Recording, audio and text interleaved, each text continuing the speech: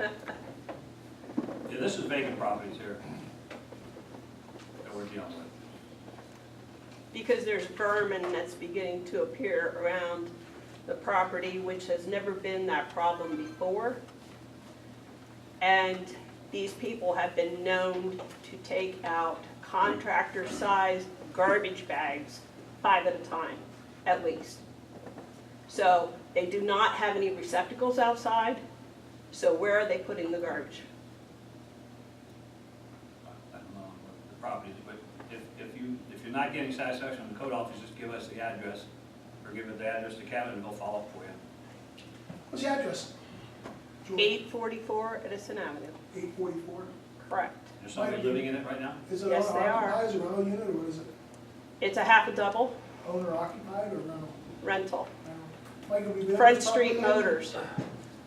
Yes, Councilman True. We have been there multiple times, and we have went there on Mrs. Broch's complaints.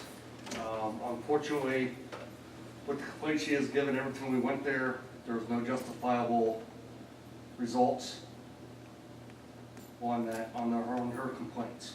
The night that they had the burn issue, which was a Wednesday evening, I spoke to Joe Swope. And that Saturday, they took out 5 contractor-sized bags of garbage.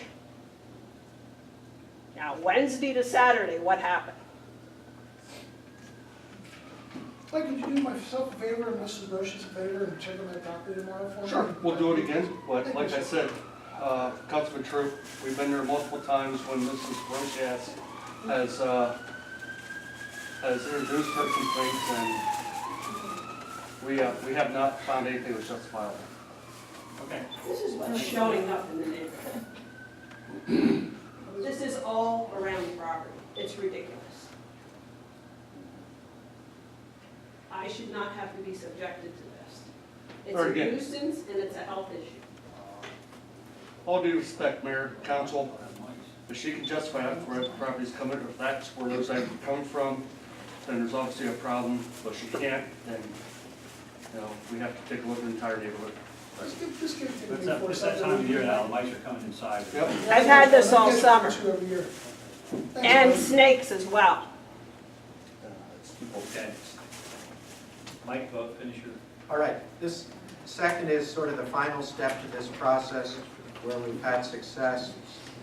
These are properties that I'll read the addresses to you where we've had first acquired the title, second we go through an auction process to have the property sold, had a closing, and now you would approve, if you pass this motion, for the funds to go from the city of Sunbury to the redevelopment authority so that it goes into the pool of funds to keep the process going.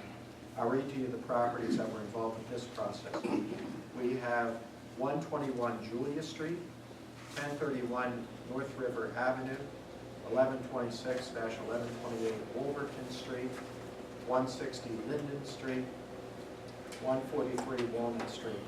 On approximately 3 of these 5, we're still waiting for closing, but if you pass the resolution, the funds can properly go from the city back into the pool of funds that the redevelopment authority manages.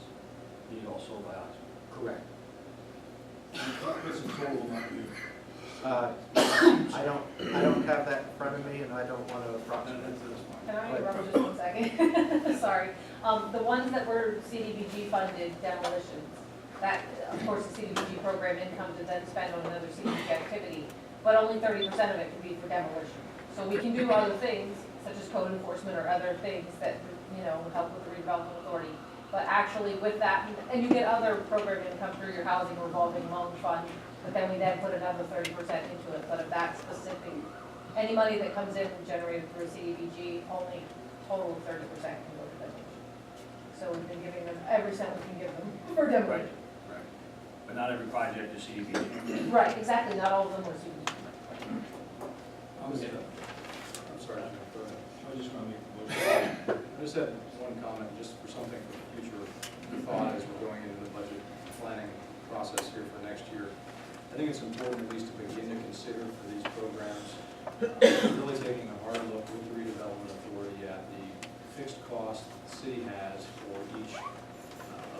utilities in advance of sale, getting a really good understanding as to what that cost is in relation to the sale price, so that before we just simply take funds and move them from the city to the redevelopment authority, we try, if at all possible, to set a precedent where we're going to be moving the profits, not just moving money. So that pushes everyone to try to get to the point where we're actually making some money on these sales. Because otherwise, we're going to continue to be funding it, which I agree we should be doing. But ideally, we should be funding it with a profit. And I know that's not always the case, and it can't always be the case with the housing we're dealing with. That's just something we need to make sure we're taking a look at. We have a Somebody motion. make a motion? Make that motion. Second. Ister, Persing, Yes. Snyder, Yes. Bartello, No. Troop, Yes. Okay, business, Jamie, since you're up front. Again, all right. This evening I wanted to pass out a proposal that I put together. We've been discussing funding a code enforcement, targeted code enforcement activity with CDBG funds. Code enforcement is an eligible CDBG activity, but you have to define the area where you're going to target that code enforcement to make an impact, and then make sure that your increased code enforcement efforts in that area then result in improvements to that area. And while it seems like you could probably just say, I think such and such a ward is the worst one, that's where we'll go, it doesn't work that way. We have to have documentation in the file as to how we define what the deteriorated area is that we're targeting and why we chose that area. So in some discussions I've had with the mayor recently, we've talked about trying to put together basically a map of the city that takes a bunch of factors into consideration, overlays it with your block group census LMI data, and we choose an area based on actual data that can qualify it as deteriorated. Those things that I'm thinking of would define a deteriorated area include things like the number of code violations, the number of police calls, the number of tax delinquent properties, the number of properties that are delinquent on their sewer, water bills, vacant properties, and rental properties to some extent. So my proposal here is for your consideration, meaning we don't have to vote on it tonight. I'd like you to take with you and think about it until the next meeting, in case you come up with any other ideas. This is just a first stab at what I thought would work to get this accomplished in the city. It can be paid for using CDBG planning money. Again, some of the money that the redevelopment authority and your housing revolving loan fund have generated through program income can be applied, 20% of that can be applied to a planning activity. And this would be, I feel this would be a good activity to put that money into because it will help the redevelopment authority tremendously to have this information as well. So you do have funds available through program income, through your CDBG that can be used to be paid for staff time to do this. I would suggest a temporary employee through a temp agency, somebody you could just bring in to do it. We've considered interns, but that's sort of a management nightmare if you don't have someone to manage them all the time. I don't have a whole lot of experience with it, but that would be another way to go. Or you could, hire somebody through a contract to do it. There's multiple ways you could do it, but the labor could be paid for with CDBG funds. And you could also use some of the CDBG funds to reimburse your city staff in the police department, the code office, the city clerk's office, for their time that they have to put in helping gather this data. And then the city's municipal authority has a GIS program that they already use, and they've been involved in our discussions that they would be willing to participate in this. And then we would have somebody that could actually do the mapping for the city as well, right in-house. So this is just a proposal, again, to come up with the definition of the deterioration that we want to define and map, and then map it so that we can look and see where the worst case scenarios are in the city and target our CDBG funded code enforcement at those areas to make a good impact. So again, tonight, if you just want to look at it, and then I'll be here in 2 weeks and we'll see if we can get something passed and we'll get started on funding a CDBG funded code enforcement. Okay. Any questions on that? What does municipal authority use their GIS system for? They have maps of where all their pipes and manholes and everything. I mean, they could show you right where everything is. And it's really the way everything should be. It's all layered out, Joe. They have Yeah. all different issues when you know who's paying the bills, what goes on. Oh, yeah, they have all usage, that, yeah. From what size pipes, where everything, for the runoff, they have all different kind of layers where every town is. Yeah. Street project. Okay. And then the other thing I had on the agenda for this evening was Chestnut Street. We're going to, if council approves it, add some items to the scope of work for Chestnut Street to include the curbs, the sidewalks, the curb cuts, and removal of the street trees in with that project, so that we do one complete project rather than just milling and repaving the street. It does obviously add significant cost to the project, but when reviewing the funding that's available, there is some liquid fuels money available in the city, and the CDBG funding that's available, and then, you know, the city has good debt service and everything. So I think with the money that we have coming up in the next year, we can get this project done. And I need council to take action to approve adding those items to the scope of work for Chestnut Street. Like I do, we sat down, we had a long discussion the other day with all this, and, you know, I spent some time a couple weeks ago on Chester Street, rebuilding some curbing, because water is coming back into the houses and stuff. So I say the scope of all this project and doing it the right way, I mean, it's gonna make that Main Street really look nice. When you come right off our front, going right out to the Morton project's just finished. A lot of the sidewalks here might not need replaced, you know, there's a lot of good sidewalks there, so it's gonna cut some of the cost down with the curbing and stuff. So we're gonna take a look, and I think it's the right thing to do, because it's in pretty sad shape. We have the slate curbing of a lot of them areas there between 2nd and 3rd Street, and it'll look clean, it'll look nice, it'll look sharp. It goes in with your Riverfront project, your Wolverton project, it ties it all together very well. And, you know, with the allocation of CDBG funds that you guys get, you can really make a high impact project, doing that whole thing right away. Do we be doing it in stages? No, we're going to do the whole, we're generally doing the whole thing. The first step will be to hire an engineer to design it for us through an RFP process, because we have to do that for CDBG funding. So if you guys approve this change in scope, I'll go ahead and get the RFP out right away this week to get an engineer on board. I'll have to modify the ER, of course, because we put sidewalks in it, but that'll be done at no charge. There won't be any cost to change, modify the ER. But then we're thinking with the money that's available, we should be able to get it all done. We're gonna have the engineer design it so that we'll see how far we can go, and we'll go that far based on their recommendation. So we'll do, you know, we'll do it in alternate with bids so that we don't have to accept the whole project. We can just accept as far as we can do for what we have. What else we'll do is, there's $50,000 currently in the sidewalk program in the city CDBG, and if you're agreeable, at the next meeting, we'll have a public hearing to move those funds into the Chestnut Street project and use them on those sidewalks instead, so that we're doing the Chestnut Street sidewalks instead of sidewalks somewhere else in the city. We'll just put that money in there and get those done, and then put new money in future years into other sidewalks. And it'll be all new catch bases too, because the municipal authority is going to hold on to them, so. This is really the way to go, because otherwise you'll just be back out there digging it up later when you have to do the curb or sidewalk. And here again, since the riverfront is going to become so popular, we just said the wine festival, which is very popular. Our parking is, of course, second behind City Hall. On the other side of 3rd Street, we have parking on both sides, and the other side, the unemployment office. And of course, we have another parking lot. So it's almost a corridor for the parking. Everybody parking, and you walk straight down Chestnut into the riverfront project.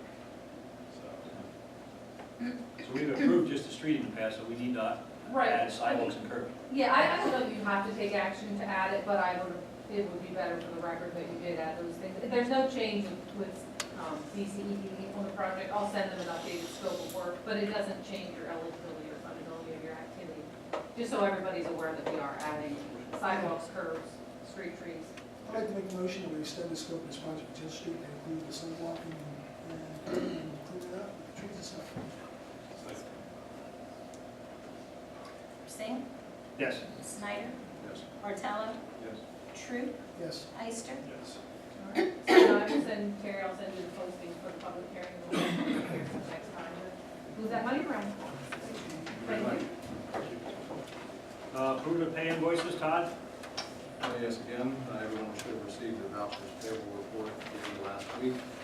Looking for approval this evening to make payable from the general fund amount of $154,490.27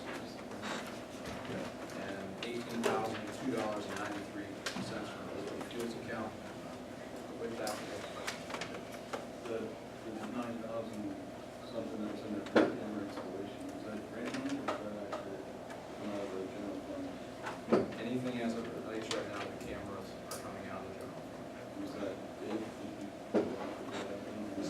$10,000.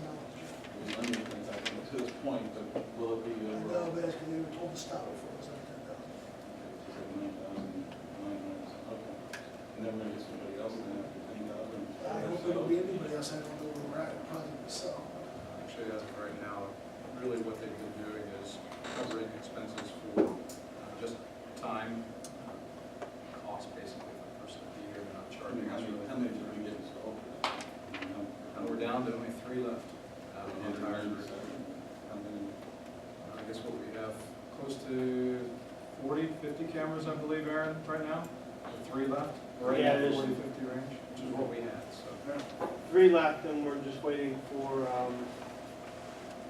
an enclosure box for final location. And the project will be completing hopefully within the next week or two. All of them have been.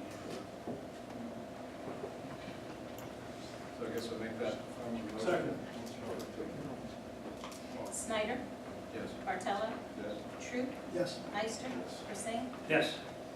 Tax exoneration, Todd. Yep, again, everyone has their standard report, request for exoneration, included in the packets.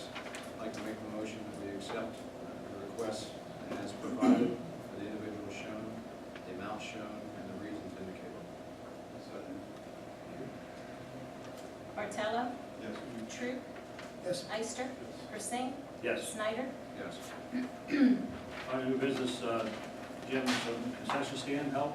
Just like to make a motion, it's that time of the year, in the skating which we opened the first of the month. The concession stand, most of them all high school kids, college kids, make a motion to pass them a part-time help. I can get a list of the names for next meeting, I don't have a list, but I can see, How many for an employer? I don't know that, I'll let you know.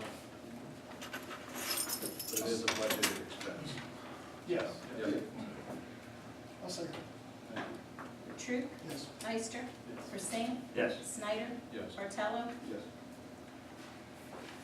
Kevin, you want to talk about this sweeping schedule, or did you say nothing about that? Street sweeping, yeah, it's been canceled as the last remind you guys. We're running some major problems, I think we got it worked out, I'll let you guys know as soon as possible, it'll be worked out. Street sweeping is no longer park your car, my apologies to it. It was a very good summer for street sweeping issues. And then, of course, like he told Megan in the beginning about the hours are changing a little bit. So we're not enforcing the street sweeping? As of last Monday night, no. So you said before about being a parking ordinance. Right, but we just said it's, with the issue with the street sweepers, not gonna be resolved till late December, early January. So I talked to Mary, talked to the chief, we left it up on last Monday night. We had in the paper and also radio. Todd, 2014 budget? Yes, we're actually entering a fun time of year where we get to talk finances. I think Terry had indicated to everyone by email that we're going to be looking to have a series of budget planning meetings Monday nights here over the next few months. I believe we're going to aim for 6 p.m. to have those meetings for us to get back into town.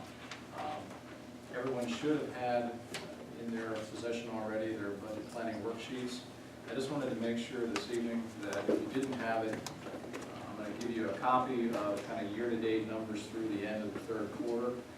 Certainly, if you want to make a request of Kathy to have current numbers, I understand you can get them, but they're not always fully accounted for until we get a few days into the next month, so you can go through and check all the financial statements, the bank statements, et cetera. But these numbers are at least through 8/31. To give you an idea of where everyone stands, this is important, again, just for everyone to have a clear understanding, not just where their department is at the same time, where all other departments are.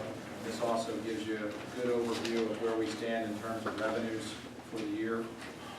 The good news is that in the greater scheme of things, we're pretty well on target for the year. As always, we have some highs, we have some lows across the various departments, but we're not in that bad of a financial position, all considered. So just wanting to get this information out with the expectation that going forward, when we sit down here in the next few weeks, with any luck, this will be a fairly simple process this year. We've got a lot of good data in front of us now, historical data, that we can each take a look at to help us really determine what's the most realistic number to put in place for each of those various line items. And with that information in hand, hopefully we can get this done a little bit faster than what we did last year. I know with it being an election year, it might be a little bit more of a tumultuous process as a result, but with any luck, we'll just get along and get it done for the sake of the taxpayers. I've been working on it for 2 weeks. Thank you. So I'm not the only guy that didn't turn into you then? Well, Why did it? so at least understand that the sooner you get it to Kathy, the better, but she understands that as a result of this, it's gonna take a little I'm while. spending mine on Terry since she's off. And I'm sure she appreciates that. Any audience comment on any general items? Yes, sir. I've got a question about the cameras. I thought we were getting 200 cameras installed in Sunbury. The figure was given there as 50. I thought it was 200 that was coming. Oh, You I bought know. them. The system is capable of supporting well in excess of 200 cameras, but there are not 200 cameras. So you've got 50. Correct. That's Okay. right. Okay. Camera system is more than capable of supporting the numbers that we're looking for, but there was no way you could afford that with the budget that we were given by the grant. Yes, sir. Can I bring up a new issue? Yes, you can. We just asked you to identify yourself. My name is Scott Schwartz. I'm here on behalf of my daughter and her family, and it's regarding, really her property has become, for lack of a better word, a litter box. You know, it's the feral cat issue that I'm sure you've heard about many times in the past. Many municipalities are now doing things about it, recently Northumberland Borough. And I just don't think somebody should be forced to live like that if they don't own any pets. I agree. She has an immunocompromised child. I mean, the disease chances are high. She has fleas in her house. She doesn't own any pets. Other places do it. It's the right thing to do, I think, and I would like to see some consideration for that. Well, let me say two things. We looked at this in years past and always had an enforcement issue about it. But I have recently, Terry just got me a copy of Northumberland's, and I haven't read it because it is pretty lengthy. Nor have I got a chance to talk. I want to talk to Mayor Sabori to see if it's working for them. But I agree, and you're not the first person who's ever come here and complained about the cat issues.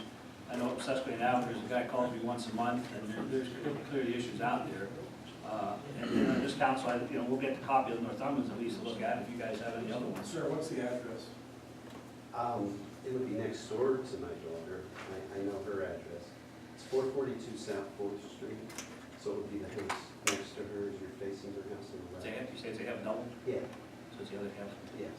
I mean, I understand everything that you said, but there's things that you can prevent from establishing a colony, permitting people to, leave open food outside. And that's some of the stuff that Northumberland's done, that's what I'm saying. I don't know if they've had it long enough to see if it made an impact, or, Well, I think that sometimes with threats, something is an impact. Would be I agree. So let me ask you what I need to do, come to another meeting to see if there's some progress. Yeah, I will make sure that everybody at least gets a copy of the Northumberland ordinance we have to look at, and in 2 weeks, then we'll talk about it again in 2 weeks. And it's not that it's gonna get passed in 2 weeks, but clearly if we get, there might be parts of it that we can put in right away that would help us, and this is like 20 pages, so I know it's. It's a big problem. I live in the same neighborhood. Are you indicating that she's feeding strays in the back porch? Front and back, I think. We have the same thing at Edison Avenue. It's all over.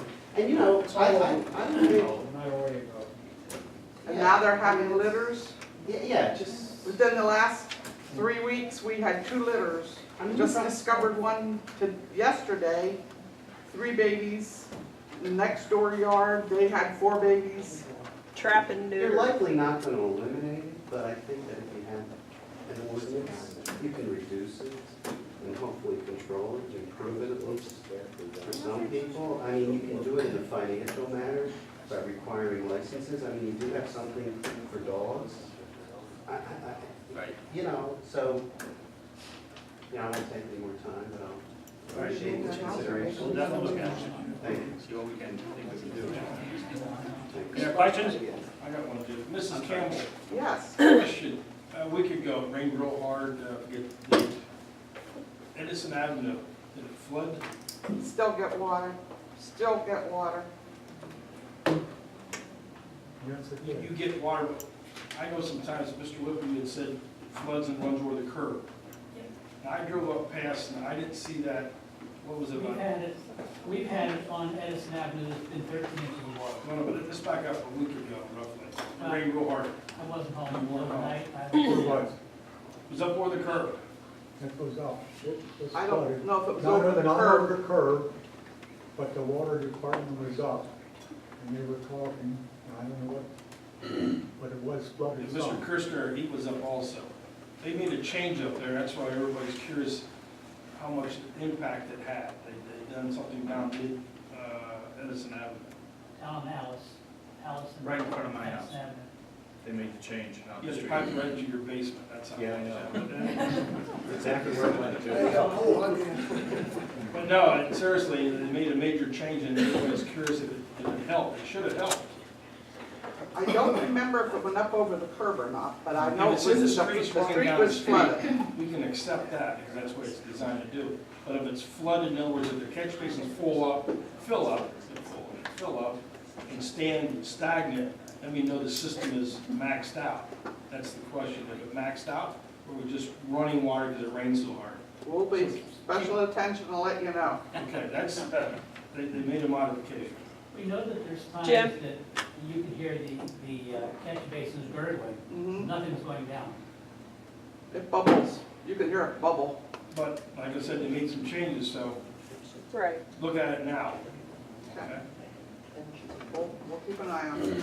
I spoke to Mike Kerstetter, and I still had residual in my yard. He was thinking maybe what was done up there might lessen my issue. Mike and I talked about the situation, but it was laying in your yard. We didn't come up where the curb and run into the yard. There is no curb, Yours is coming in from the back, right, Julie? correct. Right. They're just North coming off Second the old Street. property there off that parking lot. Up the alley. Up the alley. North Second Actually, Street. when I was up 7 to 10 days ago, it's coming out of the rescue's parking lot, running down across, down to that catch basin behind Julie's house. Because it was just a chocolate stream because that's not paved in there. But you can also see the rutting coming off of the Will Holt property. Yes, there is some ruts there, but the day I was referring to when I was up, it And wasn't that day. That day was coming off the rescues. And that rocking, or whatever you call that, that was done, different sections up there to avoid the ruts, it's bringing the silt into the street as well. So whoever's decision it was to put that rock on that bank, it's not working. The silt is still coming into the street, which will be going into the catch basin, yada, yada, yada. I know Mr. Kirster looked at that, so. Thank you. Young lady? How much of Chestnut Street is involved in the Chestnut Street project? Will it go from Front Street all the way to 10th Street? My understanding. We're planning on, yes, ma'am. Okay, will they be putting additional drains in at 5th and Chestnut? I don't know about any additional, no. Just Because replacement. That fills up. That really was bad the other At day. Fifth and, It was almost back to Mr. yeah, Applebaum's so the night office. after, a couple weeks ago, that, a dinner, I came by there, and it was fun. Yeah, yes. And a lot of that funny comes right now because we can't get the leaves out of there. The drainage is going on. We'll make sure when there'll be public meetings Yeah, we'll make for sure to that make sure project, they're aware of so it. when the public comes notify it, if we would forget that issue. And what we don't want to do is go drain the street, forget a catch basin, and it floods, that's not good practice. Is there one there that doesn't work or there's none there? I don't know. I come down through there periodically, and that day it was flooded back to Mr. Applebaum's office, almost down to the deli and up past the It was bad, I church. came through there It was a about couple weeks ago, it was 5-6 bad. It really was. And people were not driving slowly. That Wheelan's jewelry store was getting quite a bath. Yeah, they're replacing all them drainage, and that might help. I'm not for sure, I'm not a whiz man. My suggestion is that we bring a municipal court. Municipal court is in charge of storm drainage, and although the improvements that were proposed are, I support, I also support what Jim said, that you've got to do the underneath first, because the top's not going to last too long. And they're working on that now, Yeah. municipal authority is, so. So you may not be able to do everything all the way up if you're gonna put storm drainage in, but it would be better to do a couple of blocks at a time, all completed rather than, Right. One good thing about the municipal authority, when you do a project like this, they always try to do the best that you can, like they did in Liverton Street, replacing all that, and all that stuff, so. They're always trying to improve their system as much as they can. and they're obligated in certain instances to separate sewers when they can. And there may be other sources of funding they have to, that I'm not aware of right now. Okay. You follow? Yes. About 4 weeks ago, I had asked Kevin a question about the contractor that had replaced the gas lines. Unfortunately, Right, yes, between Chestnut Street and Penn Street. yes. Well, they took care of it from Chestnut Street to Raspberry Avenue, but from Raspberry Avenue to Penn Street, they didn't, and our things are getting deeper. I was on the phone with them on Monday morning, Monday, late. Gentleman's name's Blaine Wren. And I made it very blunt to him, the situation where they're doing this town. I said, if you're gonna come in, I know you got a service to provide, you're making money off of this. All I'm asking you is to fix these streets properly. I said, I cannot have the citizens calling and falling and tripping and all that stuff, because you guys ain't seeing through with it. Believe me, I went nuts on them. I said, enough's enough here. I said, you come in, you tear our brand new streets up, and then you leave them half done. So that's not right. So if we're doing you a favor, coming in and putting a service in our city, fix my streets, or fix our streets. So that's where we stood. So I'll be on the phone again with them. I mean, because Mike and I went down the very next day after that meeting, and we drove around, we looked at it, right there on the other side of Raspberry Avenue, it looks like a sinkhole. Yes, it does. And we were on the phone with them, we told them, we said, replace this, there are many people down there. All I can do is complain to the utility company now, and I'll do the same thing tomorrow for you. Because they will not park their cars there at night. I mean, if they come home and during the daytime, they'll park over the hole. I seen but that, they with a can truck see there, it. there's a truck there. Yeah, but in the day, if they come home at night, they park over in the church parking lot because they can't see the hole. I'll be on the phone tomorrow, let me get it. Okay. This guy gets sick of me calling me, trust me. Yes, sir. Hand up.